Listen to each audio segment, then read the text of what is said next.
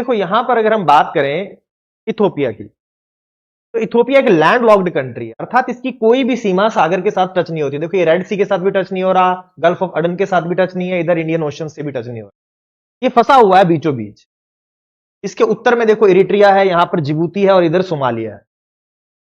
तो जो इसकी सागरीय सीमा है वो है ही नहीं, मतलब ये टच ही नहीं करता। और ट्रेड के लिए इसे कोई पोर्ट चाहिए व्यापार करने के लिए। तो ये इथोपिया जो अपनी लैंड लॉक्ड कंडीशन की वजह से फंसा हुआ है, उसने सोमालिया का एक यहां पर पार्ट है जिसका नाम है सोमाली लैंड। अब सोमाली लैंड क्या है, इसके लिए हमें सोमालिया को देखना पड़ेगा। देखो सोमालिया में ये जो पार्ट है ये अपने आप को स्वघोषित स्वतंत्र देश मानता है ये सोमालिया का पार्ट, लेकिन ये अपने आप को स्वतंत्र मानता है, ऑटोनॉमस रीजन है।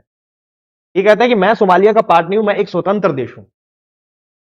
लेकिन अन्य देश इसको स्वीकार नहीं करते, ना ही सोमालिया मानता है, ना ही कोई और देश मानता है, लेकिन ये अपने आप में अपने आप को स्वतंत्र मानता है। और इथोपिया को जरूरत थी एक पोर्ट की, एक बंदरगाह चाहिए था जहां से वो ट्रेड कर सके। तो इथोपिया ने इस सोमाली लैंड के साथ समझौता किया कि मैं आपको स्वीकार करूंगा कि आप एक अलग देश हैं, अपना एक स्वतंत्र अस्तित्व रखते हैं, और इसके बदले में आप मुझे इस बरबेरा पोर्ट की एक्सेस दो, यहां पर मैं ट्रेड कर सकूं। तो इन दोनों ने आपस में समझौता कर लिया, सोमालीलैंड ने और इथोपिया ने, कि मैं ये बरबेरा पोर्ट को लीज पे ले लेता हूं, और इसी के पास उसको 20 किलोमीटर की एक लैंड भी दे दी गई है बरबेरा के पास।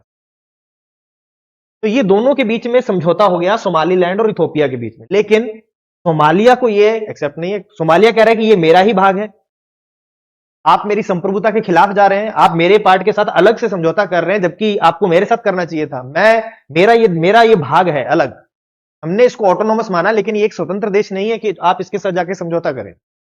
और इसी को लेकर इन दोनों के बीच युद्ध तक की स्थिति आ गई थी अभी हाल ही।